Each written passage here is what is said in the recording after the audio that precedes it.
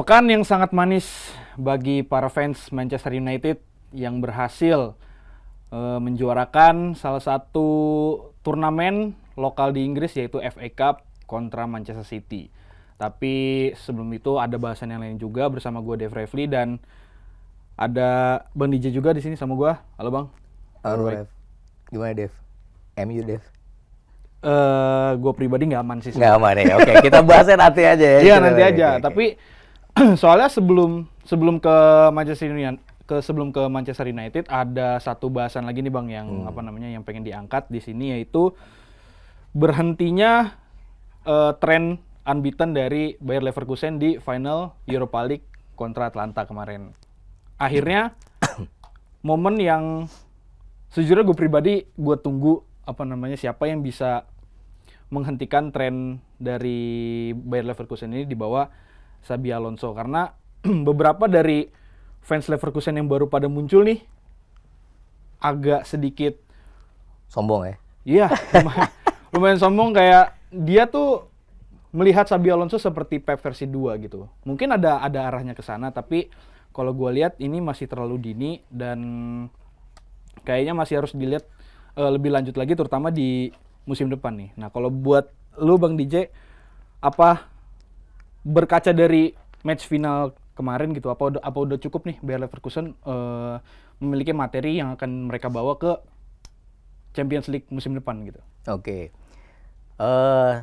Satu-satu ya. Jadi kalau menurut gua tidak bisa karena satu partai final yang kalah kemudian Leverkusen dianggap selesai atau jelek gitu ya. Oke. Buat gua final hari itu memang buat sebagian orang yang menjagokan Bayer Leverkusen, dan kayaknya lebih banyak menjagokan Bayer Leverkusen hari itu, ya memang agak kaget. Tapi sebenarnya gue lebih kaget dengan kalimat waktu Xabi Alonso konferensi pers setelah laga. Setelah laga final kelar, Xabi Alonso bilang, kalau nggak salah gini dia bilang ya, dalam bahasa Indonesianya gitu ya, saya tidak menyangka Atalanta itu bermain seperti itu. Dia pikir Atalanta akan memilih bermain bertahan menghadapi Bayer Leverkusen. Nah, gue di situ mikir ya, ini sebenarnya Xabi Alonso dan jajaran timnya tuh paham nggak ya Atalanta gitu? Karena Atalanta itu, terutama di konsep bermainnya Gianpiero Gasperini, itu buat dia adalah, gue kalau menang harus cetak gol lebih banyak. Makanya kalau ngelihat Atalanta main, itu Atalanta lebih sering bisa cetak gol banyak gitu. Bisa cetak 2-3 gol dalam satu pertandingan. Sehingga kekagetannya Xabi Alonso kalau menurut gue sih agak di luar nalar gue. Ya memang mungkin karena tim-tim Italia umumnya biasa main defensif ya, main defensif. Tapi Atalanta enggak. Satu-satunya tim di Italia di Serie A yang nggak bermain bertahan itu Atalanta. Nah, dan Gianpiero Gasperini juga membuktikan itu. Iya betul. Dan konsisten ya, maksudnya bermusim-musim berjalan. Betul. Kalau Napoli kan kemarin karena dipegang sama yang sekarang megang timnas Italia Spalletti. Yes. Kemarin kan hanya satu musim. Yeah. Nah, kalau Atalanta tuh emang udah dari musim-musim sebelumnya nih dipegang Gasperini. Jadi sejak 2016 dipegang oleh Gasperini, Atalanta mainnya seperti itu. Bahkan pernah kalau nggak salah di musim 3-4 tahun lalu, meskipun mereka nggak juara, tapi mereka menjadi tim paling produktif di Serie A. Iya, betul. Kayak gitu kan. Nah, jadi itu gua agak mengagetkan. Tetapi kalau soal kekalahan Bayer Leverkusen, kalau gua ngelihat matchnya ya, kan hari itu interval pertama selesai tuh skor 2-0. Iya, betul. Gue yakin tuh semua pendukung Bayer Leverkusen masih ketawa aja. Lu mau dikasih plot twist di menit keberapa gitu. Banyak kan? yang komen, kalau nonton Leverkusen harus sampai menit akhir. Harus sampai habis. Karena emang di beberapa match sebelumnya emang Leverkusen selalu bisa menang atau comeback tuh di menit-menit terakhir. Betul. Dan mereka jarang banget kayaknya musim itu kebobolan lebih dari 2 gol dalam satu pertandingan. Tapi kemarin ketika menit ke-75 Lukman bisa cetak hat-trick, menurut gue itu case close. Case close. Jadi buat gue Atalanta, mereka bermain dengan luar biasa, penuh semangat, dan underdog. Betul. Underdog. Setelah berhasil mengalahkan Liverpool tuh memang kaget sih. Yeah. Memang kan di leg pertama kan kelihatan Liverpool mencadangkan beberapa pemain utamanya. Betul. Gitu. Terus waktu di Anfield ya. Iya, di Anfield pula, dan bisa dibilang ya di Anfield dengan skor 3-0 ya itu udah memperlihatkan lah bahwa Atalanta ini ternyata serius loh di Serius. di kompetisi ini gitu, nggak Serius. main-main gitu. Dan kalau gue lihat si Leverkusen ini tidak tidak berkaca atau tidak melihat match Liverpool itu sebagai apa ya kalau Acuan gua bilang, dia untuk acuan dia dapat, untuk melawan Atalanta di final Yes. gitu. Dan satu hal ya, Dev ya, mungkin buat teman-teman semua juga, Atalanta nih musim ini barangkali jadi salah satu musim terbaiknya mereka, ya kan? Pertama, di Coppa Italia mereka masuk final. Seminggu sebelum final Europa League kan mereka memainkan laga final di Coppa Italia. Sayangnya mereka kalah. Kalah sama Juve ya. kalau Kalah sama nggak Juventus di final. Terus mereka juara di Europa League, ya. Menjuarai Europa League juga dengan nggak kaleng-kaleng kan. Sebelum Bayer Leverkusen tadi lu bilang ada Marseille gitu kan, kemudian ada Liverpool, ada Sporting Lisbon Sporting, kayak gitu betul. kan. Dan di Liga Italia, ya, meskipun dia juara Liga Eropa dan punya kesempatan membawa Italia bisa 6 tim ke Liga Champions musim depan, dia tetap main serius tuh. Kemarin bisa menang lawan Torino dan memupuskan harapan AS Roma untuk berlaga di Liga Champions musim depan. Dan dengan satu laga sisa di Serie A yang menghadapi Fiorentina, Atalanta, kalau mereka menang, mereka akan mengakhiri kompetisi ini di peringkat ketiga. Jadi peringkat ketiga di Liga, masuk final Coppa Italia, juara di Europa League, ya menurut gue sih kita harus beri applause untuk Atalanta itu sebuah prestasi yang luar biasa gitu. Iya. untuk Atalanta. Dan ada catatan-catatan menarik, Dave, dari Atalanta Apa tuh? kemarin gitu ya. Terutama untuk Ademola Lookman. Ademola Lookman cetak hat-trick kan. Iya. Nah, dan keberhasilan dia bersama Atalanta juara di Europa League itu menjadi keberhasilan dia yang pertama di 3 final yang dijalani dia musim ini di tahun 2024. Jadi Di 3 final. 3 final. Dia masuk 3 final baru kemarin akhirnya juara Iya. di Europa League. Seminggu sebelumnya kalah di Coppa Italia dari Juventus. Di Piala Afrika 2023 yang dipertandingkan di Pantai Gading pada periode Januari sampai Februari 2024 bersama Nigeria mereka masuk final. Ademola Lookman masuk final, tapi sayang ya 45 menit pertama sempat unggul Nigeria 1-0 dari Pantai Gading, tapi di babak kedua kena comeback dan kalah 1-2. Itu untuk Ademola Lookman. Untuk Gianluca Scamacca, lu tahu kan pemain? Tahu ya kan? dia mantan dari West Ham juga Ya. kan. Jadi kalau musim lalu dia juara bersama West Ham di Di Conference League. Conference League. Sekarang Musim ini dia juara bersama Atalanta di Europa Europa League. Musim depan siapa tahu dia di Liga Champions. Barangkali bisa jadi bukan dengan Atalanta kalau misalnya habis Piala Eropa dia prestasi Ya. dan dia pindah ke klub besar dan musim depan dia bisa juara di Liga Champions. Dan yang terakhir, Atalanta itu menjadi tim ketiga di Italia Mhm. yang bisa juara Europa League sejak Europa League menggunakan format final 1 pertandingan. Jadi dia menyusul Inter Milan di tahun 98 kalau nggak salah ngalahin Lazio. Kemudian setahun berselang ada Parma ngalahin Marseille di Moskow. Dan lucunya, cocok loginya, baik Inter Milan, Parma maupun Atalanta memenangi Europa League dengan cara yang sama, menang dengan skor yang identik. 3 gol tanpa balas. Itu benang merah cocok logi hasil Atalanta dan Leverkusen. Mantap, cocokologi yang sangat-sangat mantap Yes. bagi fans Atalanta di luar sana. Bagi fans Leverkusen tetap semangat karena kemarin juga habis menang Ya, liga lokalnya juga kan. DFB Pokal. Iya, jadi hanya menerima double aja gitu. lumayan lah 2 ya kan. Lumayan, Bayern lumayan. Munchen nggak dapat apa-apa. Betul, sama seperti salah satu klub terbesar di Inggris. Siapa Dia itu? mencapai pencapaian yang lumayan di musim ini. Manchester United. Manchester Oh, United iya, iya, yang berhasil menjuarai Piala FA kontra Manchester City yang membuat Manchester United di musim depan akan bermain di Europa League. Europa League. Iya. Kok lu ngomongnya agak getir ya? Ya, karena Chelsea tadinya ya? itu posisi Chelsea. Tapi Iya. jadi gimana? Jadi sekali lagi ya, di Europa League yang menang tim yang tidak diunggulkan, ya kan? Nah, kejadian kan di FA Oh iya. Cup juga gitu. Di Kan? FA Cup Ya gua juga. nggak bilang City lebih besar dari MU, tapi faktanya memang Manchester City sebelum laga final di Wembley itu lebih diunggulkan kan untuk bisa Iya.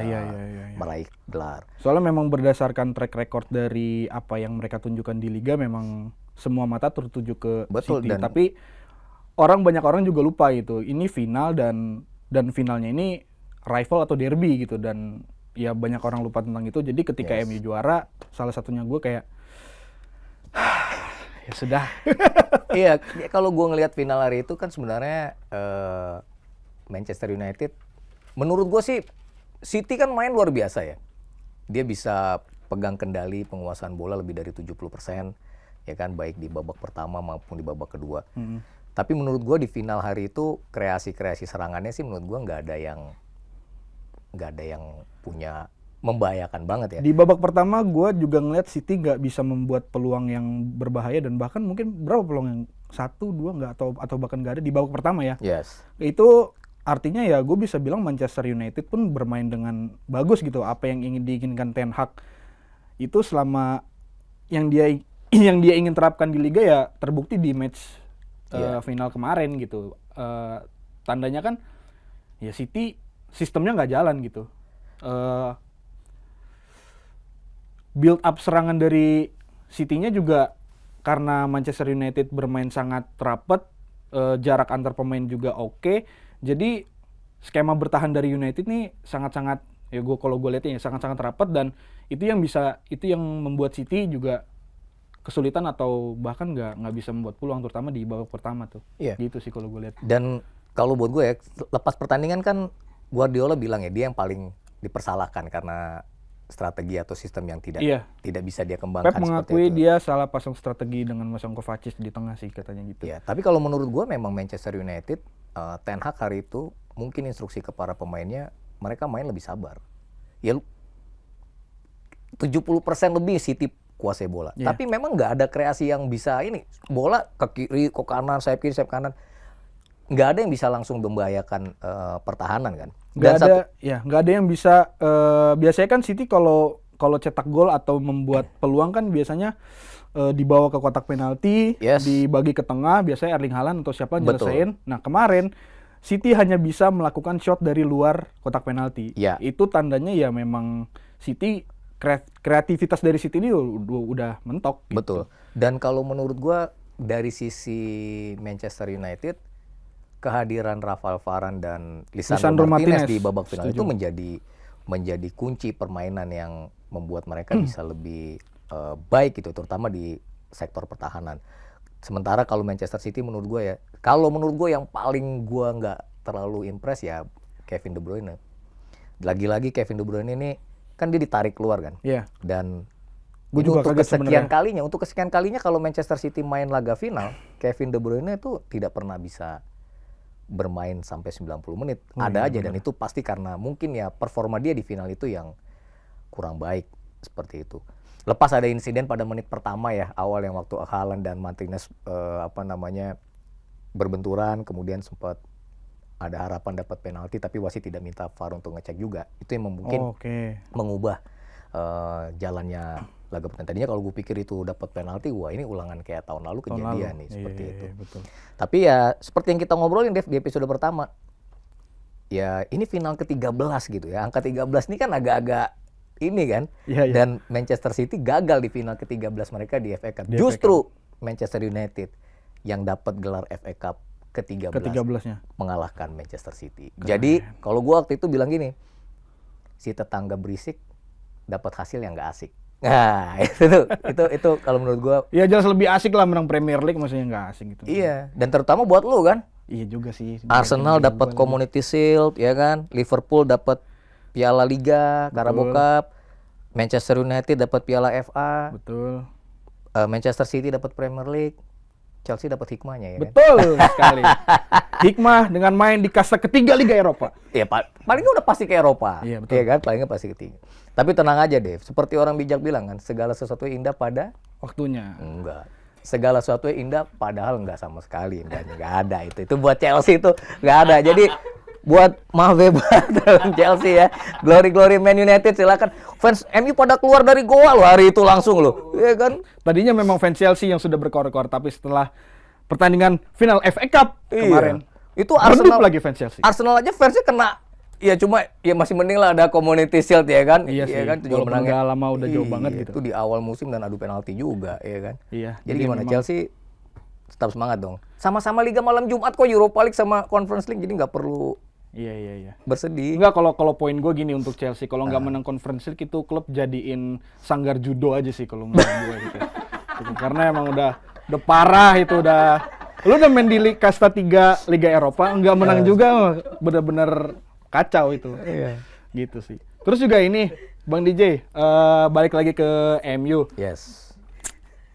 Menjelang match final FA Cup kemarin, banyak kabar yang beredar bahwa apapun hasilnya di final FA Cup kemarin, Erik ten Hag akan dilepas oleh MU, entah dipecat atau mutual agreement atau gimana. Yang jelas ada gosip itu Erik ten Hag bakal pergi dari MU. Lu ngeliatnya gimana, atau lu punya berita lain gitu atau Ya, update-nya? sampai hari, ya itu gue dengar juga kan, sebelum laga final apapun hasilnya, Erik ten Hag rasanya akan jadi musim terakhir di Old Trafford. Tapi faktanya sampai hari ini kita ngobrol kan belum ada kabar dia Belum pergi ada ya. kabar fixnya memang. Dan bahkan kalau menurut gue ya, Erik ten Hag itu menjadi dibanding Jose Mourinho maupun Louis van Gaal, dia masih lebih baik karena tiap musim ngasilin gelar. Tahun lalu Carabao Cup, Carabao Cup. tahun ini musim ini dia dapat FA FA Cup.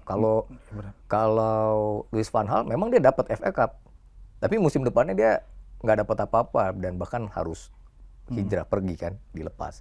Jose Mourinho juga gitu. Dia menang Europa League loh padahal. Iya, menang Europa League, menang Carabao Cup. Iya. Tapi di musim depannya dia juga berantakan. Ya cuma memang klub sebesar Manchester United ya barangkali memang tidak bisa ya menerima situasi mereka terpuruk di peringkat ke-8. Tapi gua rasa mengalahkan Manchester City, si tetangga berisik di final FA Cup ya, dengan situasi bahwa mereka tidak diunggulkan gitu ya, itu sebuah prestasi tersendiri. Dan kalau lo lihat di akhir laga kan, waktu peluit wasit Lisandro Martinez ngangkat, itu senang banget Erik ten Hag. Iya. Dan gua rasa dia pantas lah untuk dapat gelar itu.